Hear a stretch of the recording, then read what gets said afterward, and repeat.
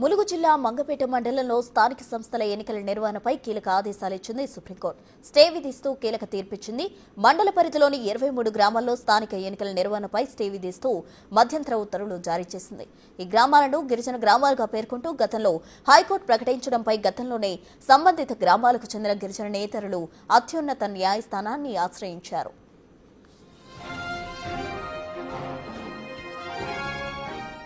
మంగపేట మండలంలోని 23 గ్రామాలు గిరిజన గ్రామాల పరిధిలో లేవని చెప్తూ 1950లో రాష్ట్రపతి ఉత్తర్వులు జారీ అయ్యాయి. దీనిపై 2013లో గిరిజన సంఘాలు హైకోర్టులో పిటిషన్ వేయగా నిజాం ఆర్డర్ ఆధారంగా గిరిజన గ్రామాలు పరిగణించాలని తీర్పిచ్చింది. అయితే రాష్ట్రపతి ఉత్తర్వులను పక్కన పెట్టి నిజాం ఇచ్చిన ఆదేశాలు పరిగణలోకి తీసుకోవడంపై స్థానికులు సుప్రీంను ఆశ్రయించారు.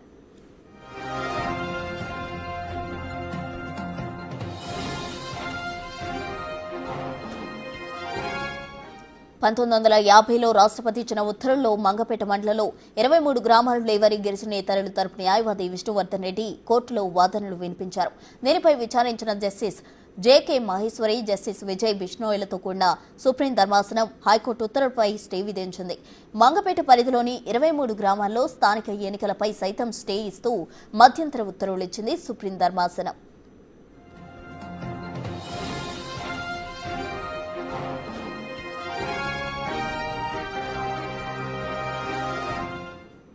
మంగపేట మండలంలో స్థానిక సంస్థల ఎన్నికల నిర్వహణకు సంబంధించి సుప్రీంకోర్టు కీలక ఆదేశాలు జారీ చేసింది. పూర్తి డీటెయిల్స్ మా ప్రతినిధి వేణు వరంగల్ నుండి అందిస్తారు. వేణు,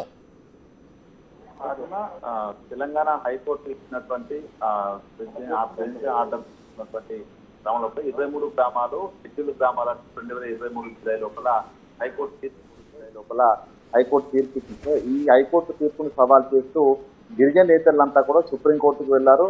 సుప్రీంకోర్టు లోపల దాన్ని ఛాలెంజ్ చేశారు. అయితే గత 2 సంవత్సరాలుగా సుప్రీంకోర్టు దాదాపు 3 వాయిదాల్లో ఇద్దరి మధ్య ఆర్గ్యుమెంట్ జరిగాయి. అయితే ప్రస్తుతము తెలంగాణ రాష్ట్ర ప్రభుత్వము పంచాయతీ ఎన్నికల కోసం ముందుకు వెళ్తుంది, రిజర్వేషన్ల ఖరారు కూడా చేస్తుందంటూ అప్పీల్ పిటిషనర్లు అక్కడ ఆర్గ్యుమెంట్ చేయడంతో ఈ రిజర్వేషన్లకు సంబంధించిన అంశం తేలే వరకు ఎటువంటి రిజర్వేషన్లు తెలంగాణ ప్రభుత్వం ఖరారు చేయొద్దంటూ హైకోర్టు 2023 జూలైలో ఇచ్చినటువంటి ఆ తీర్పుకు స్టే ఇస్తూ కూడా నిన్న సుప్రీంకోర్టు ధర్మాసనం తీర్పు. దీంతో మంగపేటలో 23 గ్రామాలు ఏవైతే ఉన్నాయో వాటికి సంబంధించినటువంటి రిజర్వేషన్ల ఖరారు అంశం కావచ్చు, పంచాయతీ ఎన్నికల నిర్వహణ అంశం కావచ్చు, సుప్రీంకోర్టు తదుపరి తీర్పుకు లోబడి జరిగే అవకాశం అయితే ఉంది. ఫిబ్రవరి వరకు ఈ సుప్రీంకోర్టుకు వాయిదా ఇచ్చిన నేపథ్యం లోపల ఆలోపు పంచాయతీ ఎన్నికలు జరిపితే మళ్ళీ తిరిగి మంగపేట 23 గ్రామాలకు ఎన్నికలు లేనట్టు తెలుస్తుంది. అయితే ఈ పంచాయతీ కూడా దాదాపు 1973 నుంచి అటు ట్రైబల్స్ కి నాన్ ట్రైబల్స్ కి మధ్య కొనసాగుతూనే ఉంది. అప్పుడు గతం లోపల వరంగల్ జిల్లాకు సంబంధించినటువంటి